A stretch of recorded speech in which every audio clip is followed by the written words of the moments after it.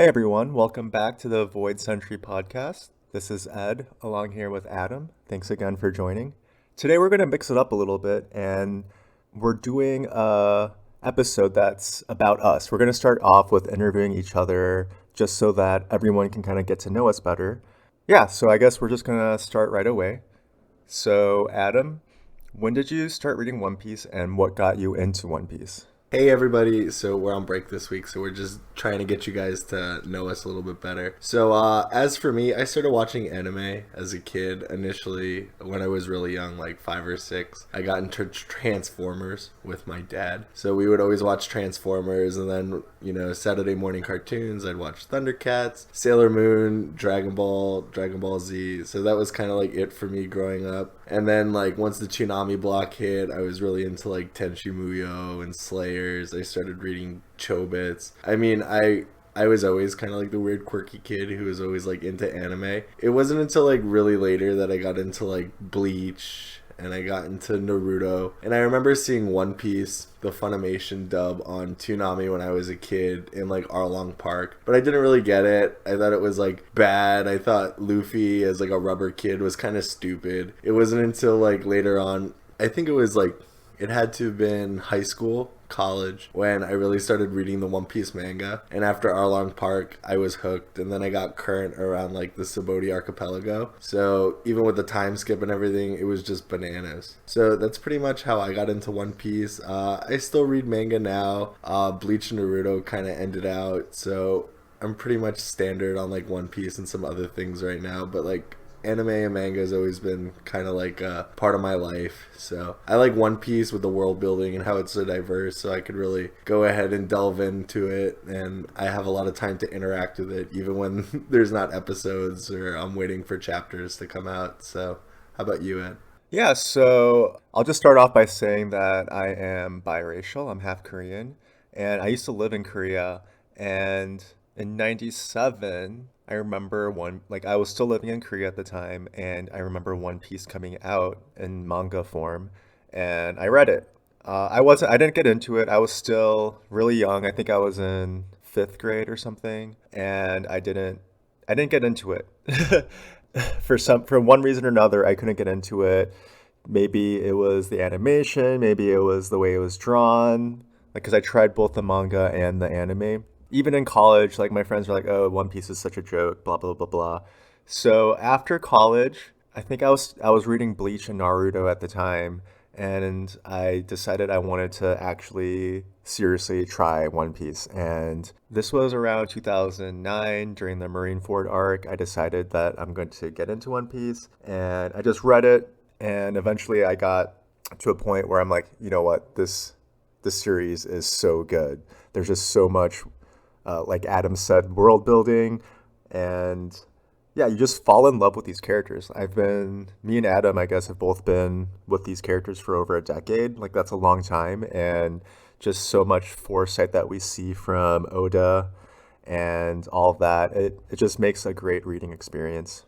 I just think it's really cool how Oda just manages to tie everything back. Like, I tell everybody, even in, Oda will call back to something he wrote in chapter one, like 500 chapters later with Conqueror's Hockey and, Shanks losing his arm. And it's crazy. I love it. Yeah, absolutely.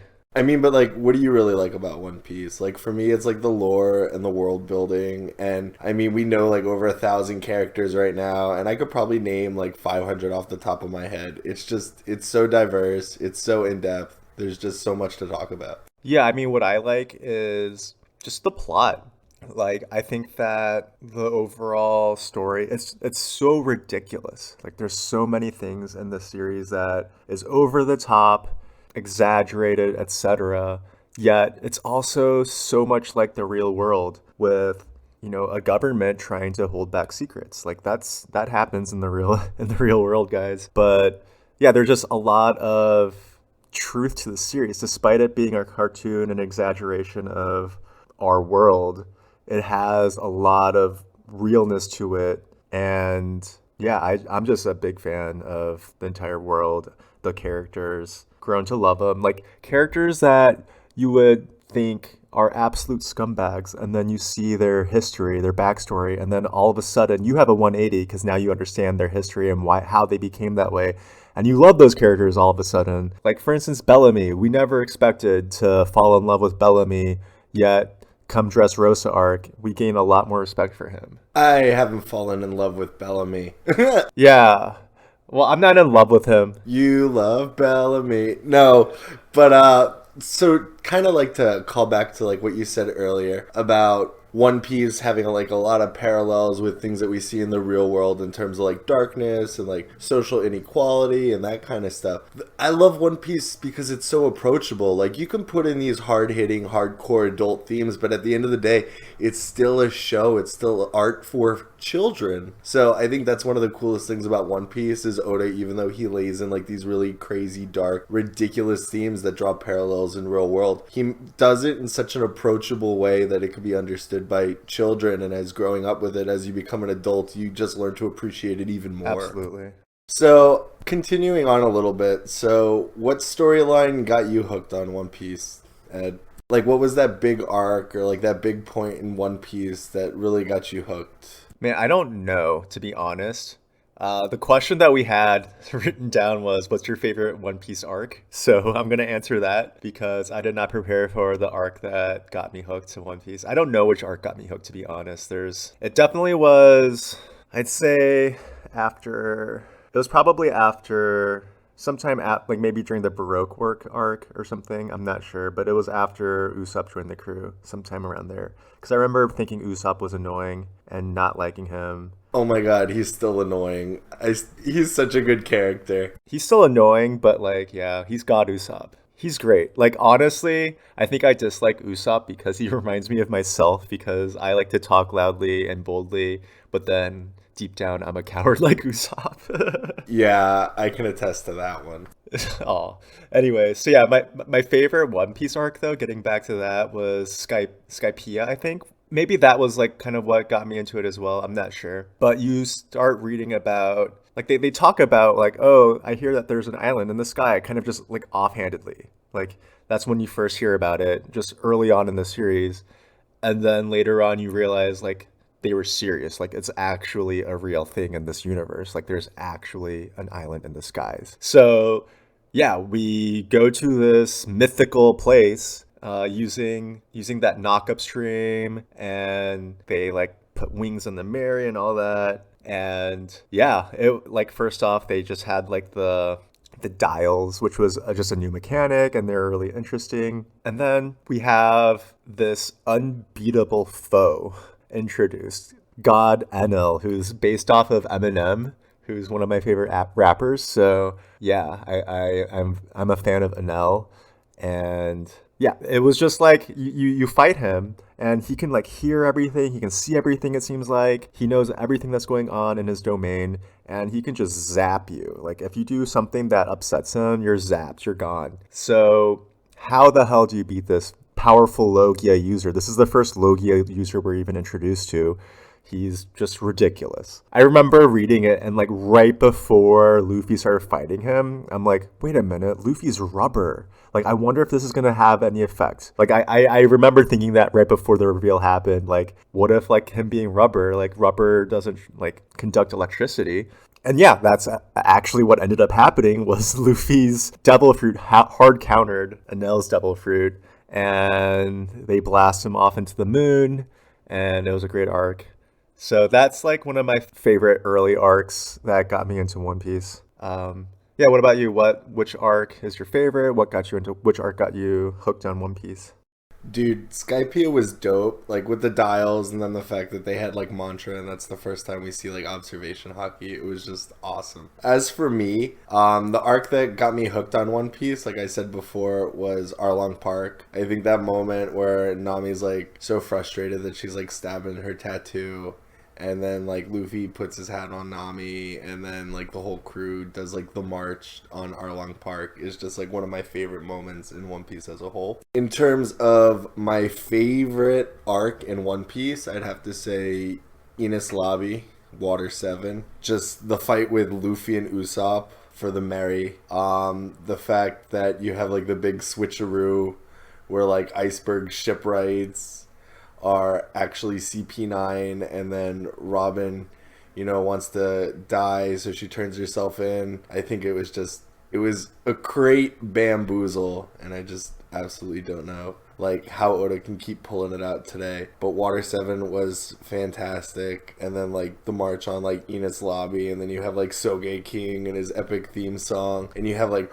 Rob Lucci, and you have Kaku, and then Zoro going all Ashura, and then the first time in Water 7, Sanji using Diable Jambe to defeat Jabber was just fantastic. I mean, that arc had so much. Gear 2nd, Gear 3rd, oh my, Luffy like punching Bluno into the stratosphere. I love it. Usopp almost getting taken out by like Rob Lucci, and it just really added just another sad backstory with Robin's backstory, and really like the lengths that Luffy would go to for his crew. I just think Water 7 and Enies Lobby were phenomenal. One of my top, if not my top. Yeah, that was a great arc, or both of those were great arcs. Yeah, so what what characters, so who's your favorite Straw Hat and who's your favorite non-Straw Hat? So I guess I already told you before the stream started who mine was, and you're like, that's kind of cheating. But like, it's the honest truth. My favorite Straw Hat is Luffy. I think that's most people's favorite Straw Hat. Maybe we could have done like your favorite non-Luffy Straw Hat, but because we didn't do that, I'm gonna say Luffy is my favorite Straw Hat. I just love his carefree attitude. He's a great leader. He cares about your dreams. He has a good sense of character in others. He wants to see the best in people, and I just love that about him. He's very inspiring. That's how I want to live my life, is to see the best in others and just be carefree. Yeah, be carefree too. Like, eat as much as I want, sleep as much as I want, all that stuff. Just be free and do whatever you want to do. For my favorite non-Straw Hat, like it's so tough, honestly, because there's just so many good characters. So I'm just gonna say like the Marines that are good, like the good Marines I really like. So Aokiji, aka Kuzan, Toby, and Garp. I like those three a lot. What about Helmeppo? Helmeppo, not really. You don't have any love for Helmeppo? He was such a dick in that first Toby arc. Dude, but he's changed. Or not Toby arc, like the Jaw. What's the guy's name? Like Jawbreaker, the Marine. Oh guy. my God, no! Axehand Morgan. That was his dad. Yeah, that was his dad. Yeah, Axehand Morgan. Yeah, so I just hated that arc in general. Like, I like Zoro from that arc, but yeah, Axehand was just such a douche, and Helmeppo he's basically like how celestial dragons are, just like super entitled and annoying. Like, it's cool that he changed and he's like a lot more respectable now, but like I don't like him, like whatever. But yeah, Aokiji, like he's like the coolest general in my opinion. Just the fact he can just like walk on water, like it's just so cool to me. And like Punk Hazard was made with him. Like he was half of the reason why Punk Hazard was made. What about his little bike that he rides across the ocean by himself? Yeah, right. You can ride a little bike. He's got that little bird. But like, so he was one of the people that fought on Punk Hazard too with Akainu, and he's like right. One of the reasons why like the island's so screwed up. He's super powerful. Exactly, yeah. Do you think he's even more badass now that he's got like ice limbs, or do you think he's less badass because he lost his original limbs? I think he's equally badass. Like, I think that it's cool that he can make ice limbs. Let's be real. Like, Akainu? Akainu? Is that how you say it? I don't even know. Yeah, anyway, I think that his devil fruit really counters ice. Like, magma versus ice, what's gonna win? Like, sure, they're like opposite elements and they kind of counteract each other, but like magma beats ice. Let's be real here. Like, I've played Pokemon, like fire type beats ice type. GG. But he's technically not ice, if you remember. He's like, he ate the chili fruit, so he can make things colder. But like, I don't think it was specifically stated that he ate the ice fruit. So like, maybe he could show magma into like obsidian. I mean, come on, he's the embodiment of ice. He's a Logia user. Him and Akainu are both Lugia users. So yeah, all of the generals except for Senjomaru, what's his name? Who was like the marine leader. Oh, you're thinking of what's his name? Sengoku. Sengoku, yeah. Other than Sengoku, all the admirals have been Logia users. They basically kind of represent the elements. So like you can cut hairs and say chili fruit is technically not ice, but come on, it's the ice element. Like they're all elements. We have light, we have ice, we have fire, Gravity. we have Gravity. gravity. Gravity's not really an element. It's a but- special Logia. Is it even a Logia? I don't think he is. No, he's a Paramecia user. Yeah. Yeah. So I mean but like the original three were all element types. So anyway, I think that he's the embodiment of ice. But I digress. And then like Ice.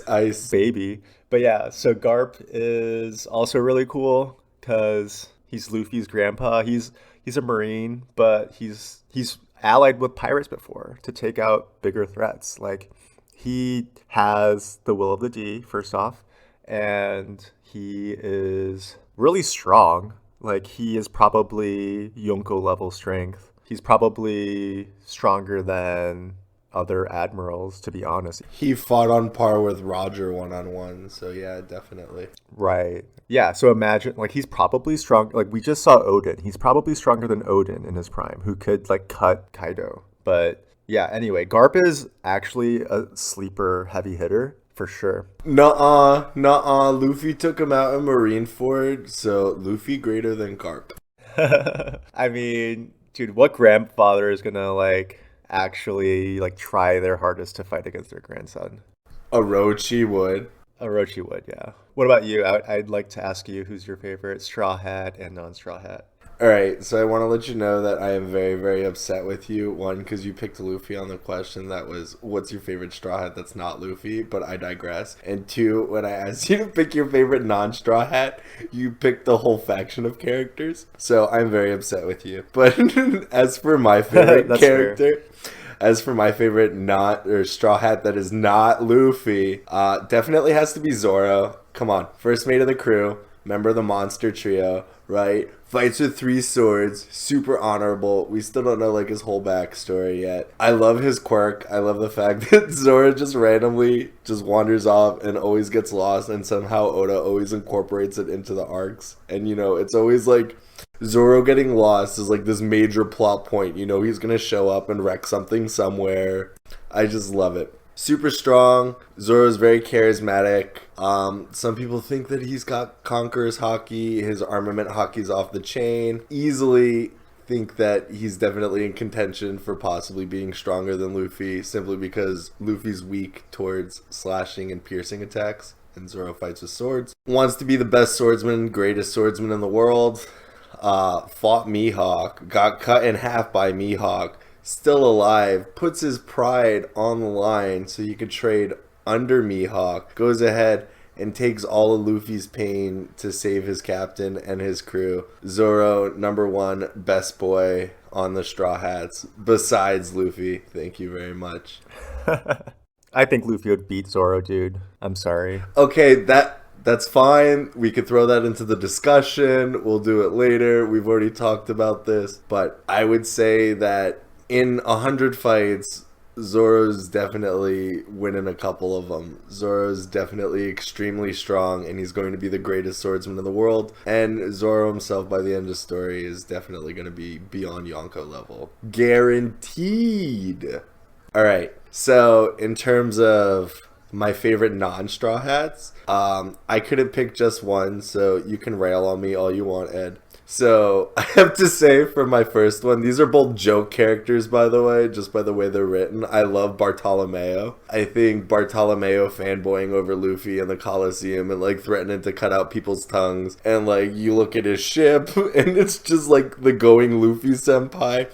I just love it. I love how Barto's crew's all like super hyped over the Straw Hats. I love how Barto just doesn't give a shit about anything and just sits around in his barrier fruit. I mean, Oda basically wrote his fan base into the manga with Bartolomeo and his crew.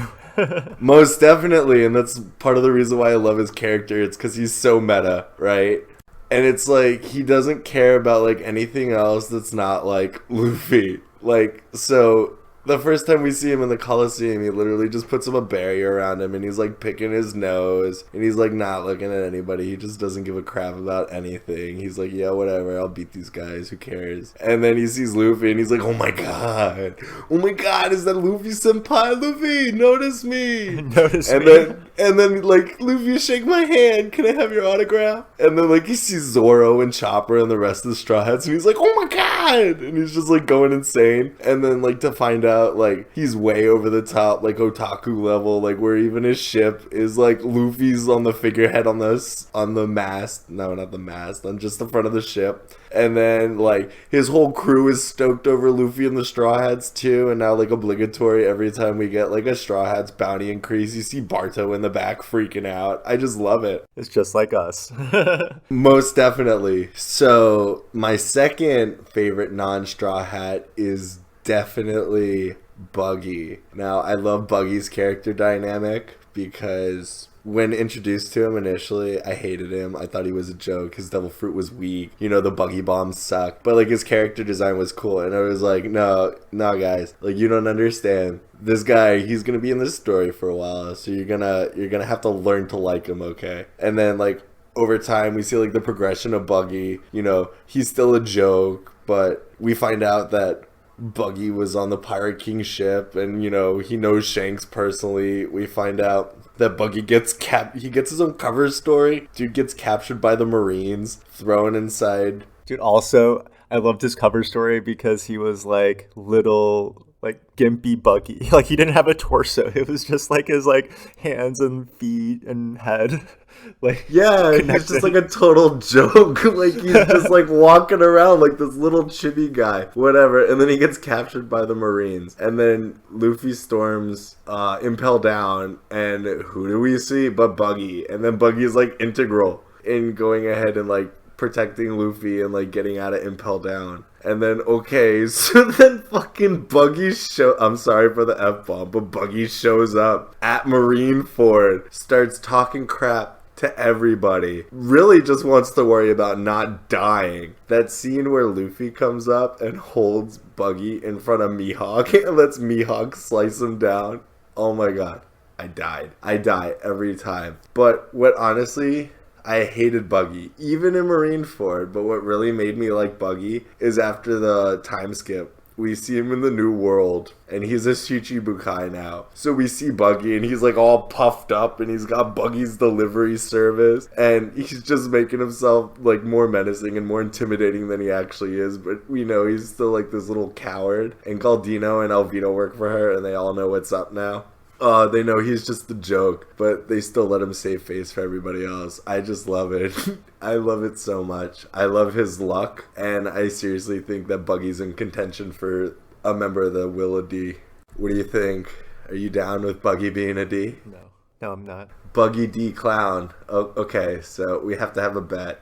If Buggy is a D, what do I get? I don't know, man. The enjoyment of being right over me for once in your life. Oh my god, that happens more often than not. That's not a treat, that's just fact. In terms of prediction, I don't know about that. Okay. We'll see who's got bragging rights. Okay, so moving on to the next question. Who are your most hated characters? Alright, so I'm going to pick two. I'm going to pick one because of just their ideals and the way the character is written. And this is one that I've had for a while. So somebody new like Orochi, even though I hate him, is not going to trump this particular person. So I have one person that I hate on ideals and another person who I hate just based on character design. No slights against Oda, I just don't like this person's design. So as for who I hate because of ideals, I absolutely hate Akainu. Like, I think Akainu is an asshole. Strong, but he's totally twisted in the head. Absolute justice and, you know, burning the boats of researchers and refugees from Ohara just really did it in for me. Killing Ace in front of Garp and Luffy really did it for me. I think Akainu, he's not going to change. You know, even fighting Kuzan, he's not going to see the light. He is just a bad apple. He takes things too far because he doesn't know anything else. I'm sure we're going to get a backstory for him that's going to redeem him. But as of right now, like, I think he's an ass. Like, he's just irredeemable in my eyes. He just takes everything too far. and there's just no changing for him. I'm sure that, we'll come around and we'll see like the other side of things. But I definitely think Akainu is one of those people that were set up to be like a big bad. And one of the reasons why I picked like Sentomaru is because I don't want to pick a character I hate necessarily because he's been set up in the story as being a jerk or somebody that I'm supposed to dislike. But Akainu is definitely still up there simply because he's just irredeemable. He has no respect for life, and he's the government's lapdog. I think he could get redeemed as being, the fleet admiral of the Marines now, and working under the Celestial Dragons and realizing, how much control the Gorosei actually have over the world, and realizing, like, what they're telling me and what I'm enacting so absolutely is not really justice at all. It's just the whims of these corrupt people. So I feel like Akainu could be redeemed, but in the story right now, I can't stand him. And I've hated him for a while, but I'm supposed to. So I think Akainu is definitely a good choice for, somebody to hate in One Piece. Yeah, absolutely. I hate Akainu too. He's up there for me as well. Magma bastard. But as for the person I hate just because of like character design and like their significance in the story, I don't like Sentomaru. Like in the Wano arc, we actually get a good-looking sumo wrestler. I forget his name. I'll just call him the Yokozuna. We'll sub it in next chapter or next episode. But yeah, Sentomaru's design is just dumb. Sentomaru is dope because he first showed us hockey. He can actually do Hockey 2.0. He's under Vegapunk. I just don't like his design. He's like the controller of the PX9s. He knows something about Kuma. So I'm interested in Sentomaru, but I don't have to like Sentomaru. I want to know what Sentomaru knows, but in terms of being a character, like if Sentomaru died in One Piece, I wouldn't shed any tears. What do you think? Yeah, he's just an ugly character, honestly. I don't care for him one way or another. Like, he's just kind of like meh to me.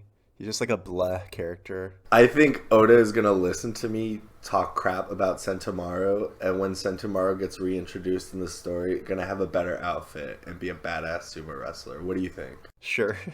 I mean, continue on as to why you agree with me and hate Sentomaru. I always love it when people agree with me. I'm pretty like neutral with Sentomaru. Like, I don't care about him. I think he sucks, but like I dislike Akainu way more. Sentomaru isn't even close to that for me. But he did kind of steal the humanity out of Kuma, so yeah, that's kind of lame. So, like, I talked about that because, like, Kuma's painted in the story that we're supposed... Or not Kuma. Akainu's painted in the story as somebody we're supposed to hate, right? Yeah. Like, Sentomaru, not so much. So it only makes sense that you would hate Akainu that much more as well as me. Right. But, like, Sentomaru is just, nasty character design. No effect in the story yet. Like, go away. So, who do you hate? Okay, I'll go with so the character I hated like first in this series was Kuro of the Black Cat Pirates during the Usopp arc. And it's just like this guy is so scummy. He effectively murders this wealthy family's like the parents of this girl and is their butler and gains their trust and poisons them all, including the girl. It's like, how scummy can you get? Like, he's a pirate. He just wants to live an easy life and retire, like stealing someone else's fortune. But like the way he does it is just so scummy. Like, it's just like an awful way, so slippery, so cowardly even. Like, he's not doing it out in the open. He's doing it all sneaky by gaining their trust. It's just awful, honestly. I disliked him a lot. Yeah, he was ruthless. I'm sorry, I didn't mean to cut in here, but like one of the things I wanted to say about him too is like, wasn't he one of the people that we saw in the story that was first willing to like attack or sacrifice their own crew members for their own ideals? Yeah, he totally was. I think he was the first one. Yeah, because he like wasn't he trying to sacrifice Django or something? By the way, Django, awesome design. I liked him. I liked him too when I first saw him. I was like, yo, this dude's dope. And then he's like, oh, check out my hypnotism powers. And then he hypnotizes Luffy. I thought that was fantastic. And he hypnotizes himself too. He's just like this Michael Jackson looking dude. I think he's based off of Michael Jackson. Oh, but he's such a good character. Like, I hate Kuro knowing that Django exists, because you know the only way to know something so bad is to know something so good like Django. Yeah, true. And Django gets his own cover panel story, so That was pretty cool. But yeah, anyway. I hope we see him in the story. Continue. Why do you hate Kuro? No, that's it. So I'm done with Kuro. Kuro sucks. Then next. Hold on. Before we're done with Kuro, I just wanted to add in one thing that might change your opinion of Kuro. So, did you know Captain Kuro is one of the smartest people in the East Blue? The top three being Ben Beckman, Nami, and Kuro himself. How do you feel about that? Who's Ben Beckman? Yo, Ben Beckman! He's the first mate on Shanks' crew. What are you talking about? Oh. I don't really have an opinion on him being smart. Like, there's evil people that are smart, and there's good people that are smart. It doesn't change how I feel about Kuro. Yo, but he was so smart, and he was that much more wicked and cunning. I think... He was so smart, and he got turned over by fucking little kids, teenagers. Yo, watch the F-bombs, but Kuro, bad man for sure. So, who else do you hate besides Kuro? Do you hate somebody just based on design? Just based on design? Not off the top of my head. But the other one that I hate is Orochi. Basically, his family did what Kuro did, just in a worse manner. They poisoned, like, everyone. So his grandfather poisoned all of the Kozuki. Daimyos and stuff. Yeah, daimyos and retainers. He poisoned all of them. So he doesn't have as much support. So then Orochi himself poisoned Odin's father. What a dick move. You know what I just don't understand, though?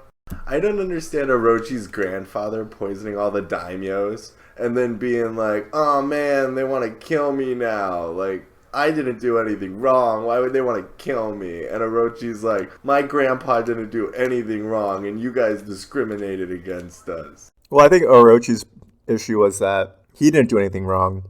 He was getting persecuted for his grandfather's sins. Yeah, and I understand that, but like, what's up with Grandpa in the first place? Grandpa's like, yo, I'm gonna poison all these people and nothing bad's gonna happen. Yeah, he probably just thought that he was going to get away with it, and he got caught. So then, like, the Kurozumis are supposed to be as stupid as this guy? Like, this guy is like the ex-patriarch of the Kurozumis, you know? So, like, if he's the smartest that the Kurozumis had at the time, like, yeesh. Well, I don't know. I think that he almost got away with it because he murdered all of them except for the last one. So, if it wasn't for that mangy kid Oda and that dragon. Do you mean Odin? Odin. Yeah. Darn.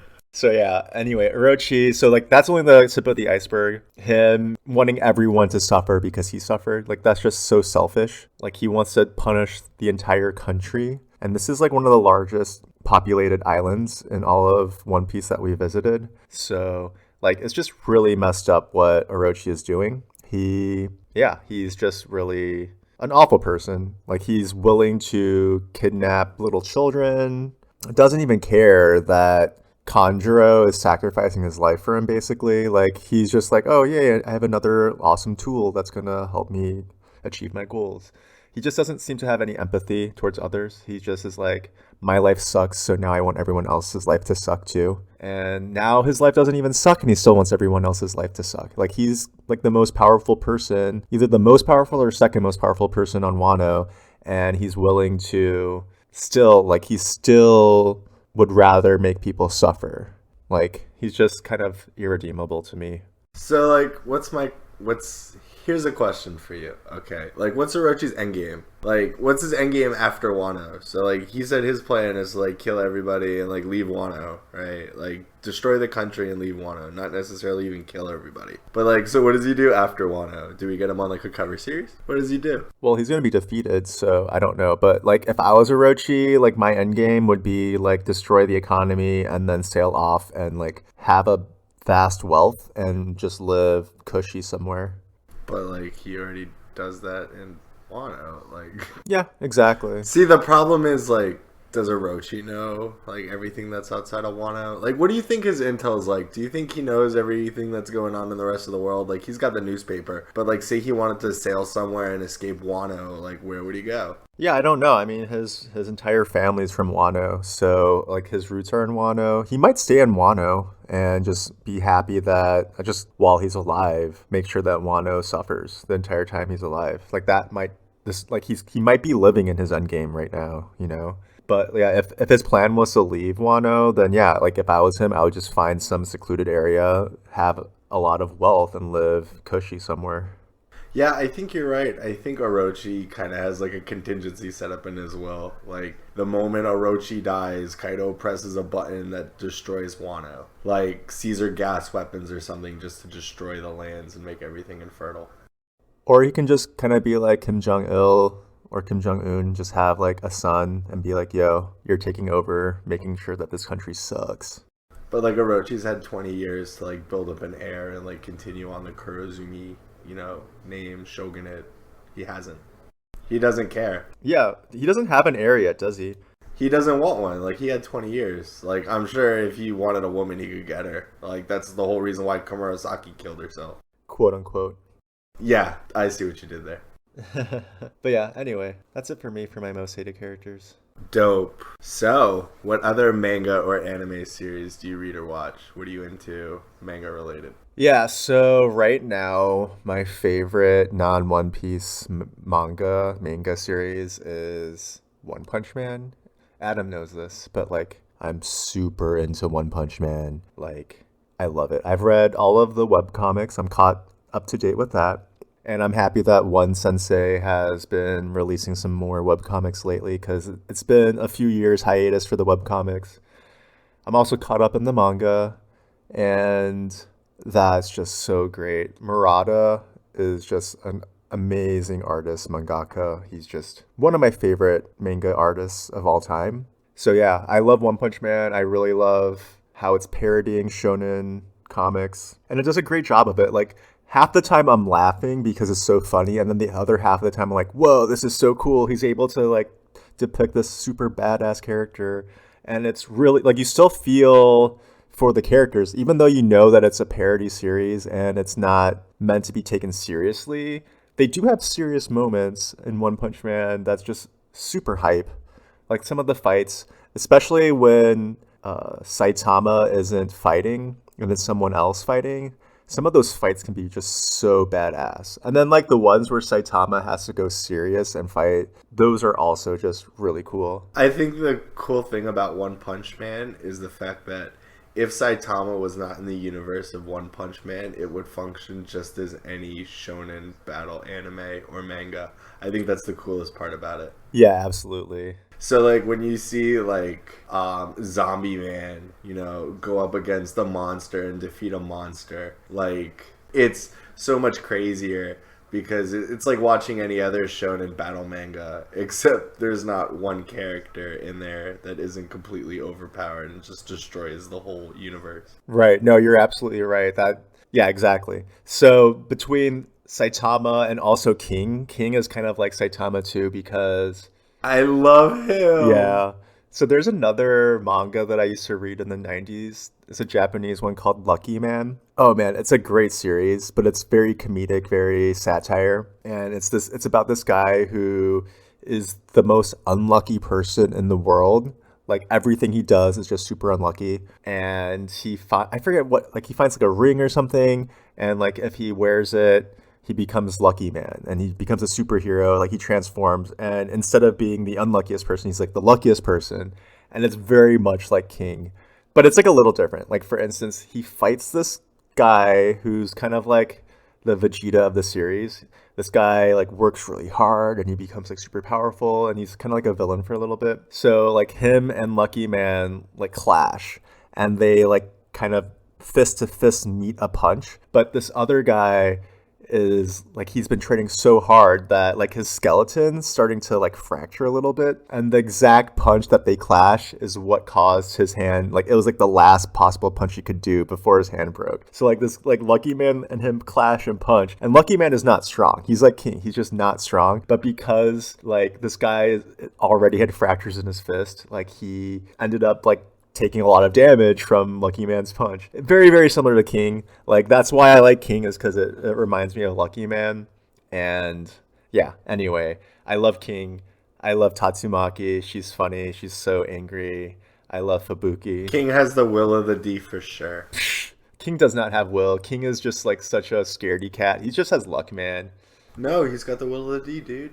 I don't believe it. I don't buy it. King just like walks around like minding his own business, and then like a giant monster comes and attacks him, and he's like, "What do I do? Oh my god, what do I do?" And then all of a sudden Saitama comes and one punches, and then King takes credit. Like that's the That's his whole shtick. yeah, exactly. And then Fubuki, she's waifu. So yeah, I love One Punch Man. Another one that I like that I read is Dragon Ball Super. I'm just a big Dragon Ball fan, and the most recent Galactic Patrol, Galactic Empire, whatever. The arc with Moro has just been really fun. I've been enjoying it. This might be my favorite super arc so far. And I've been watching the anime JoJo's Bizarre Adventure. So I just finished season 2, which is the end of Stardust Crusaders arc. Yeah, it's just really fun. Jotaro is a great character. I just really like JoJo a lot. I might start reading the manga. I read some of the manga too. So JoJo has some awesome colorized manga. I think it's officially colorized. I'm not sure if it's fan colorized or not, but either way, I've been reading the colored version and it's fantastic. And then finally, I read Berserk, but I don't know if that counts because you only get like 3 chapters a year or something like that. So it's like, does that count as actively reading? I guess so. I just love the art. So this one was drawn by Miura. So it was illustrated and written by Miura. Honestly, I think the artwork in Berserk might be my favorite out of any mangaka. It's between him, Murata, and Toriyama for me. But yeah, I love the story of Berserk. In terms of non-anime stuff, I really like fantasy, like epic fantasy books. So I read a bunch of epic fantasy novels in general, like Game of Thrones type of stuff. So this is the most epic fantasy out of any manga I've ever read. He does a great job with it. It's kind of like fantasy horror almost because of the God Hand being so evil and kind of like indestructible. Like we don't know how to defeat them yet. But yeah, that's pretty much wraps up the series that I currently keep up with. So what about you, Adam? Which manga and or anime series do you read and watch? As you may or may not know, I read a lot of One Punch Man. So pretty much everything that you said, I think One Punch Man's dope. It's like a self-contained little shonen universe. I like the fact that it's so over the top, that Saitama is so like insanely powerful. It's actually like a deconstruction and like a commentary on shonen battle manga as a whole. So that's really like super appealing to me. I love the character gags. I especially love just the art style and the webcomic. I think it's absolutely hilarious. And I'd like to think that I read One Punch Man more for the humor than the actual fights. That's so valid, dude. In terms of like the other manga I actually read, so a little backstory behind me is like I read a lot of manga at one point in time, like a lot of shonen battle manga. When Bleach, One Piece, and Naruto were all going at the same time, and like Toriko, I was reading them all week to week, and I really enjoyed it. But like as everybody knows, Naruto fell off, it ended. Bleach fell off and ended. Toriko fell off and ended. So I really Toriko's over? Yeah, dude. Oh, I didn't know Toriko's been that. done for like 2 or 3 years now. I kind of read I read a few arcs of that. I enjoyed Toriko. Sorry, continue. Yeah, so I think it's like pretty dope, but like a lot of the series that I actively read, like they kind of fell off and they just ended. So right now I pretty much only read like One Piece, I read One Punch Man, and I'm still current on Attack on Titan, but Attack on Titan's ending soon. Like it's getting in its final arc and it's so good. Like I remember a couple times I hit you up on Discord and I'm like, "Hey man, do you listen to Attack on Titan? Like you need to. Like this most recent chapter was just so dope. I needed somebody to talk to." Dude, maybe I'll read it again once it's over because I did start it. I got pretty far, or I got decently far, but this was also like 10 years ago, or maybe a little less. But I got like decently far into it, and then I just kind of lost interest because first off, the art in it's drawn so poorly. It's so hard to differentiate between the characters, and secondly, the plot it felt like it was moving way too slowly, and on top of that, because it was a monthly manga series, I just kind of lost interest. But once it's finished, I might give it another go.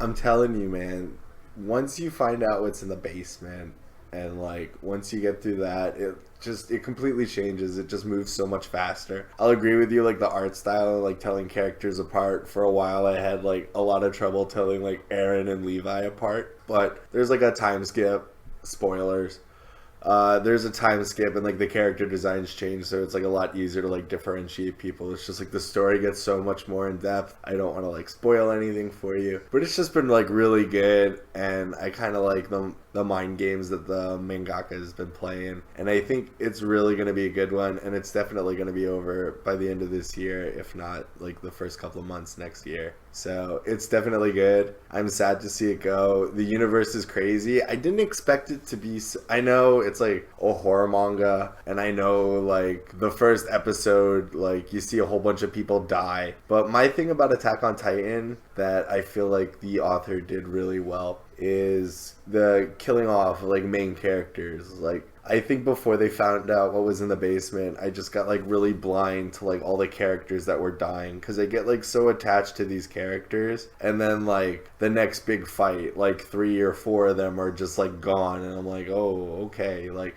I get it, it's a horror manga, but for a while it was like so hard to keep track of, because like everybody that I enjoyed and everybody that I remembered like died and were no longer in the story. Does that make any sense?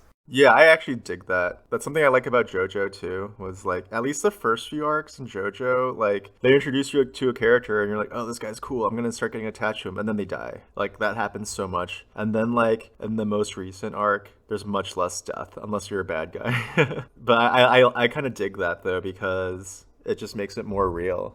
Yeah, man. So, do you want to like tell people how we like met and stuff, and like why we even do this podcast, even though we're already like 45 minutes in? So, like, Yeah.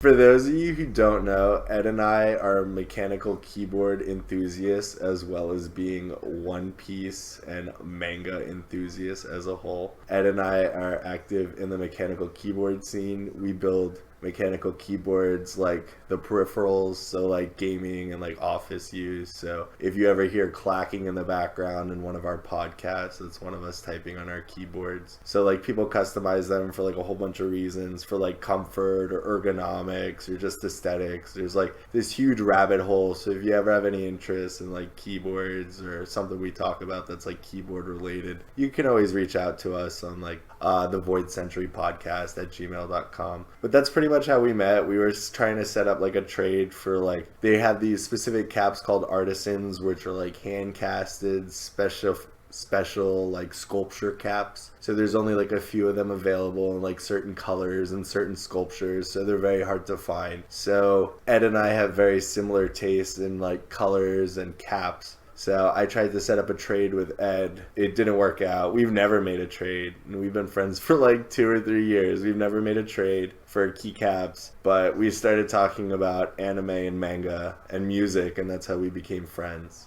Yeah, I remember you're just randomly being like, yo, so do you read One Piece? Do you read any manga or watch any anime? I'm like, actually I do. I figured it was like the approachable question, given like the subset that our niche hobby is in. Chances are, if they're a gamer, they're at least acquainted with like One Piece or anime. And I was just bored and I was looking for somebody to talk to. Yeah, so I just remember I don't remember if you messaged me or if I messaged you first, but you had an Iridium Piccolo and I really wanted it because it's this like hot pink with like another like kind of darker pink layer, and it's like translucent, and it's like this face that's making like a kissy face, and it's really cool looking, especially on like a lit up backlit keyboard. So I'm like, I want this. And you're like, okay, I'll trade it to you, but I need a Phosphine Fugu. And I'm like, oh crap, I don't have that. And like those Phosphine Fugus were like $350 at the time, and I'm like, I'm not gonna buy this Fugu for $350. So I'm Hey, like, hold on. In my defense, the Piccolo was one, a more rare cap, and two, like its price at the time was about $250, and I was just getting into the scene, and that Phosphine Fugu was like my Grell cap. So that Piccolo was like the only good cap I had at the time. So like I didn't want to trade it for anything else but like my Grell cap, because at least in the artisan market, it's hard to just buy things outright that are nice that you like. There's people prefer to trade for other high value caps as opposed to just selling out high value caps outright. So instead, you just wanted to flip $100 extra keycap. Oof. So anyway, I didn't end up being able to get it, and eventually Phosphine Fugu fell in price, and you were able to buy it at a much lower price, thankfully. But now you have both of those caps, and I have neither. I still want your Piccolo, by the way. It's already spoken for, sir. I'm sorry. By We'll talk about like, this off stream. oh my gosh. Okay. Oh, that makes me sad. Anyway, so yeah, that's kind of how we met. And yeah, like some of the music I remember we were talking about some like progressive metal. I'm kind of like, so I'm the type of person, I'm into like almost any genre of music other than country really. I don't like country, but I'd say I lean towards hip hop, rap, and EDM music, electronic music these days. But I used to be really into rock music. I've gone to so many concerts, guys. Like I've been to like a lot of music festivals. I remember there was one month a few years ago where I went to, I believe, 6 different festivals in a single month.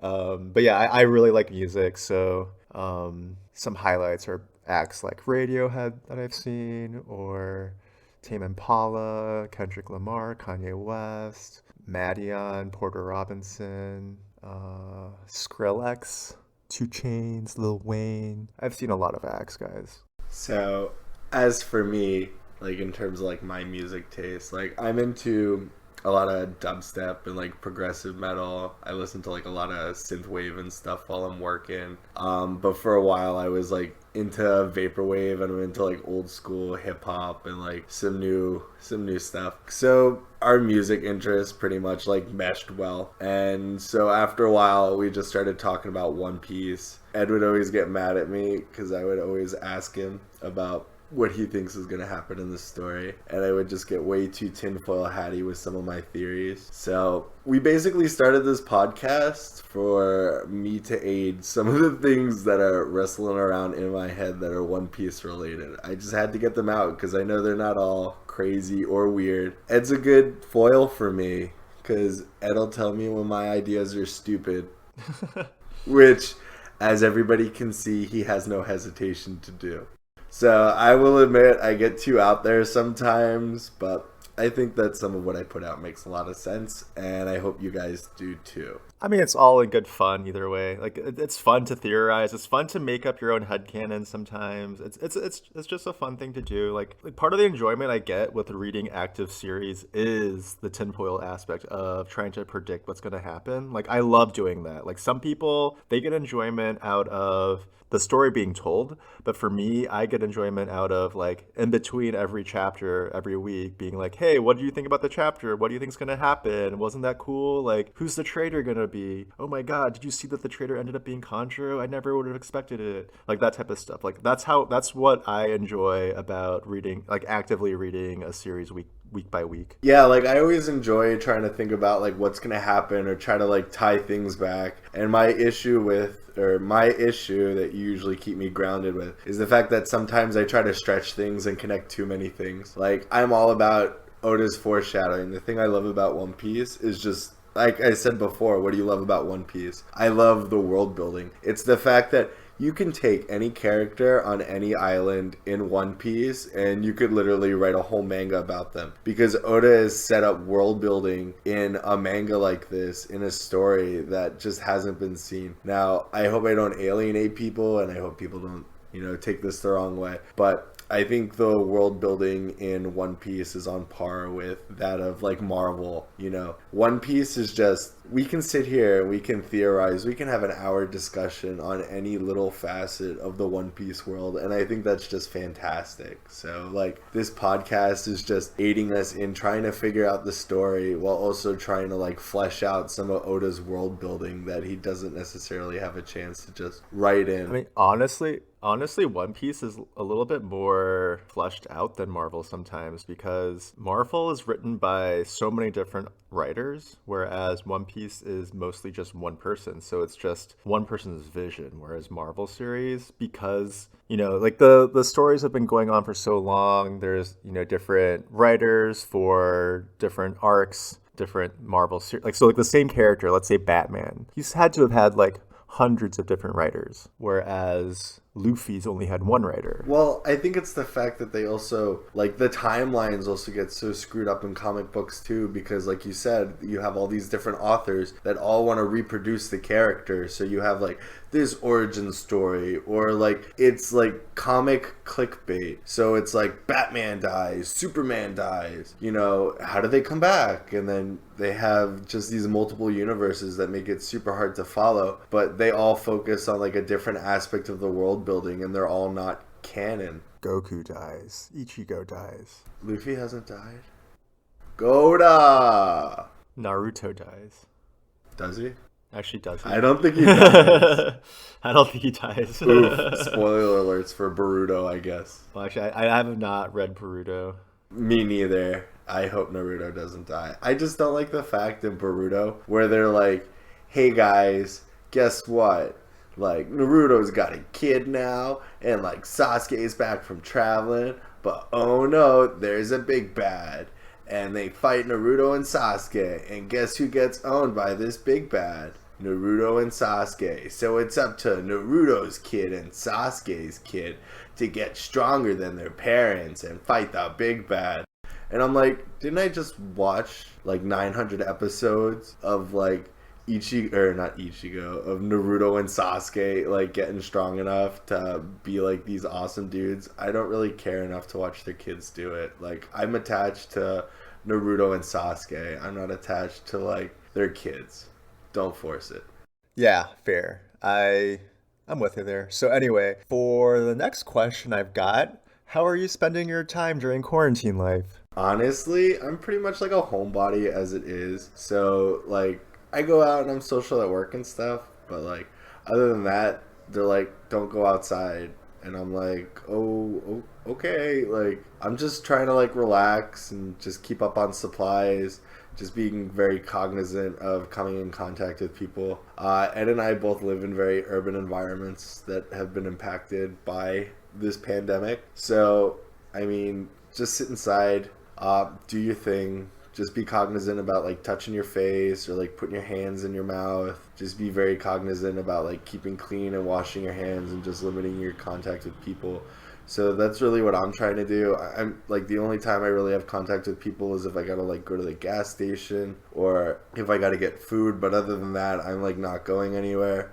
It's been like really bad because like, you know, first world problems. I haven't been able to see my girlfriend, but it sucks. But unfortunately, it's just something you gotta do, because there's a lot of people who aren't listening and they're getting other people sick. So like, I'm just spending my time, other than that, just like trying to game, catch up like on my coding a little bit, and just working from home. Thankfully, I have a job that allows me to work remotely, so thank God.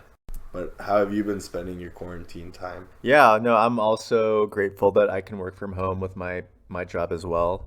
That's been a blessing, and also I can sleep in until like 8 if I want and still be on time for work. So that's pretty good. I've been playing a lot of Animal Crossing, to be honest, because it just came out. I named my island Mugiwara Island, and I'm super basic. I designed like an outfit for myself so that I look like Straw Hat Luffy. I showed Adam already. Maybe we could post it on our Instagram, a screenshot of my character. Oh, most definitely. We'll have to talk to our intern. Yeah, yeah. And I also have the Straw Hat flag on my proudly displayed on my town hall in Animal Crossing, as well as my airport. So yeah, I got the Mugiwara skull and crossbone with the Straw Hat flag. It's pretty cool looking. Yo, you got the Jolly Roger. That's dope. The Jolly Roger. Yeah. Shout out to your airport and your island, and shout out to our intern. So yeah, another thing, I already mentioned this earlier, but I watched some JoJo manga or anime on Netflix. Really fun. I also need to start. So I've been watching Clone Wars as well. They're releasing the final season, I think season 7 on Disney Plus. So I've been keeping up with that every week on Friday. I need to start watching Kingdom on Netflix. I don't know if you've heard of it, but it takes place in like feudal Korea, like maybe 1600s, 1700s. And it's like a zombie apocalypse in old time Korea. and season 1 was really fun. I heard that season 2 is great, so I need to watch that. What else? I need to start watching Westworld, the newest season on that, season 3. I'm caught up on season 2, but I just haven't started season 3. That's another thing I need to start binging. I've been watching a lot of Twitch streams. I have a few friends who stream on Twitch, so I've been trying to support them. Most of them are in the keyboard hobby, so I just kind of watch their streams to support them. And what's another show? I've been watching Boy Meets World on Disney Plus because Disney Plus has a lot of old school stuff. So I've been kind of rewatching Boy Meets World. Oh, and also I've been rereading the Wheel of Time series. It's a series written by Robert Jordan, and I've already read the entire series once. It's like a super long epic. I think there's like 14 or 15 books, and each book is like 1,000 pages, like super long, like longer than Game of Thrones. And apparently Amazon is working on a television series for Wheel of Time, so I wanted to refresh myself on that. It's been maybe 5 years since I read this series, so yeah, I've been catching up on that slowly. I'm on book 3. I don't remember what it's called.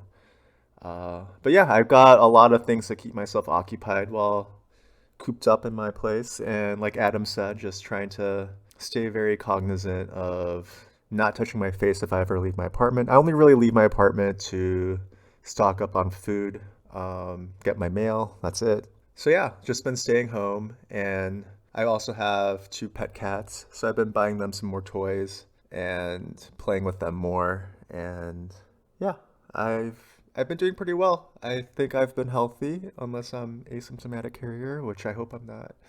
But either way, if I'm asymptomatic, that means I'm not going to die, so that's a good thing, right? Yeah, most definitely. Kudos for that. Like, just stay, just stay in your apartment and just chill. Like, it's good that you're catching up on reading. I think it was interesting that you're into fantasy books. Because, like, my thing is, like, I was always big into science fiction, and our sections were always together. You know, they always have fantasy and sci-fi. So, like, I'm all big into space battles and, like, future technologies, and, like, I like listening to the lore of Warhammer 40K, even though it's just super over the top. In terms of books I like The Lost Fleet. Dune, of course, is number one, Bay. I've read a lot of Asimov, too, and Ender's Game was actually what really got me into science fiction as a kid. Dude, I read the entire Dune series, like all, I think it's like 8 books. I read all of them. It's actually it's better. It's like the first Dune book is probably the best one and most iconic, but it gets like there's some really good ones. My favorite book in the Dune series is God Emperor of Dune. It's just super cool. It takes a turn that you don't expect. And then the way that the entire series ends is awesome. Like I wasn't expecting the way that they turned. Like the final bad guy of Dune was not who I expected it to be, and it was really cool. Yeah, so we're obviously both into pretty good literature, so it only makes sense that we like One Piece because Oda's definitely a god. And like, I wonder what Oda's favorite books are. I wish we can get like a SBS question in. I would really be interested in because Oda draws inspiration from a lot of places. So I really wonder what Oda's favorite books are. Yeah, me too.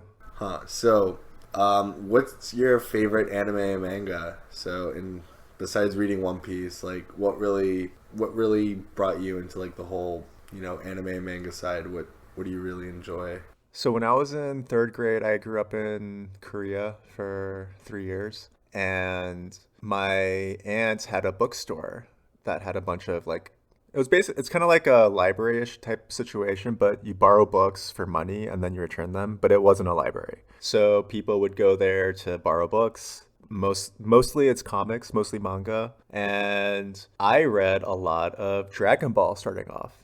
And that's kind of what started off my entire just loving manga was Dragon Ball. And my mother loved me reading Dragon Ball because I was reading the Korean version of it. So it helped me learn how to read, write, and understand Korean better. So she was like all for it. She bought me a bunch of the Dragon Ball comics in Korean so that I could have it at home as well.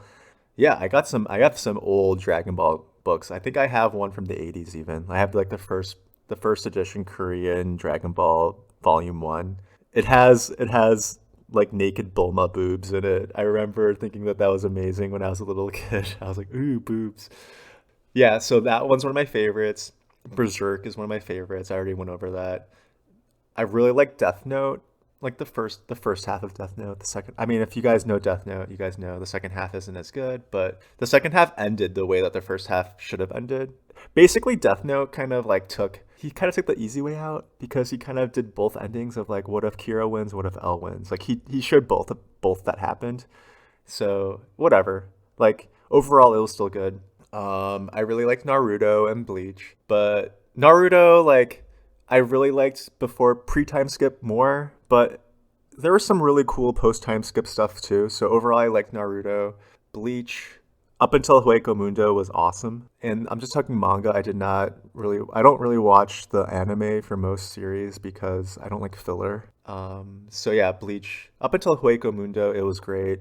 You could just tell that Kubo doesn't care about plot. Like he just cares about drawing cool stuff. And to be honest, Kubo's art style is one of the best out there. I just like he just focuses on character designs more than like anything else. So like you don't see any cool landscapes with Kubo's designs or artwork, but whatever. I liked his character designs, and then also just the Eisen arc was just fantastic. It was one of the best manga storylines in general. There's another Korean instead of manga, it's called manhwa, and it's a Korean one called Fight Ball that I really liked as a kid.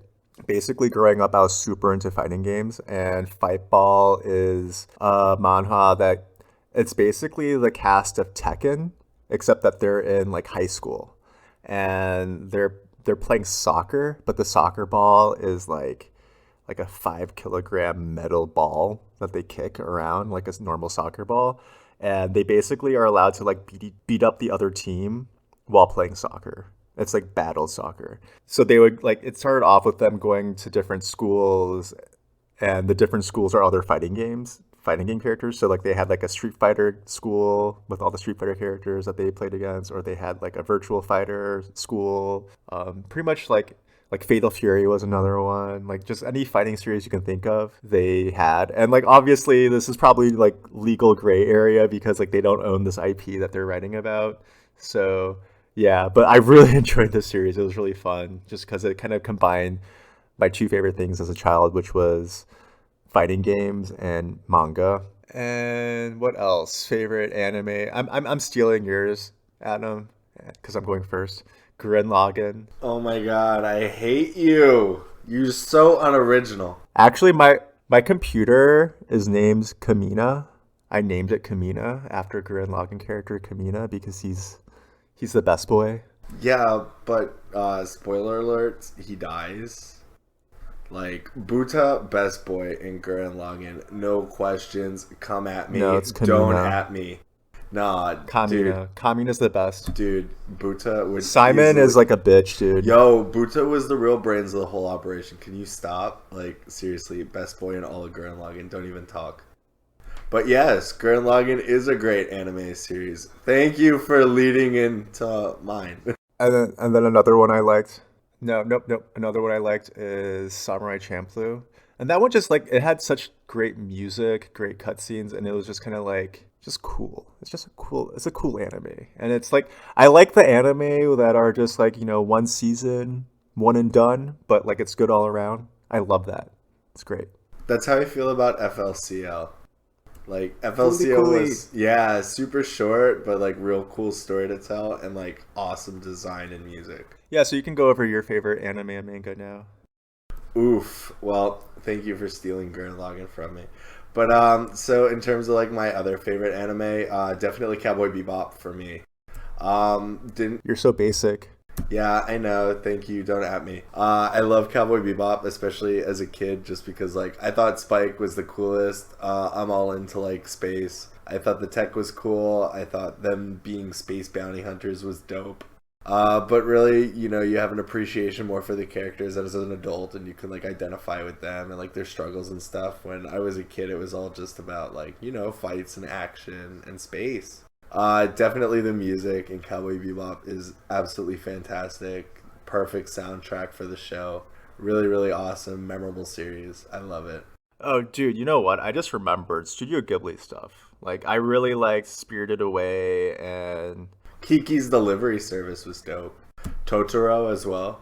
Yeah, I wasn't into those actually. I really liked Mononoke and Spirited Away a lot. Those were the ones that like I really liked. And I mean, I more grew up with those growing up. So yeah, Cowboy Bebop definitely my favorite manga and anime. Well, I didn't even think they had a manga. Favorite anime of all time. Gurren Lagann definitely tied for second. I think they were both super cool. Had a lot of action, both a lot of sci-fi stuff. I thought they were great. So like, I don't really have anything to talk about. Like, we don't have any more Oh questions wait, set up. actually, you know what? I just remembered. I really liked Hellsing.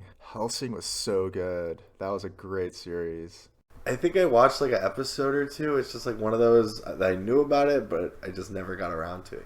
Oh man, I loved it. And that one's one where the dub was actually good. I don't know about the OVAs, but because I've only watched the OVAs in subtitles, but the dub, they have like these British accents for the original run of Helsing, and it was like better. Like the one time where I preferred the dub over the sub. Really, that sounds dope, dude. Yeah.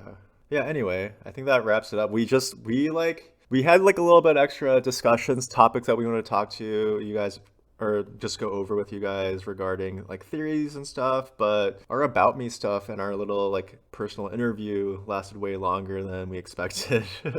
Yeah, and I didn't really want to want this to get too off topic. Like after all, this is still a One Piece podcast. We just wanted you guys to like be able to get to know us a little bit more, and like while we're doing this, so we waited for break. But after all, this podcast is still One Piece oriented, so we just don't want to stray away from the content as much as possible. But we still want to give you guys like the chance to like get to know us and see where we're coming from. Yeah.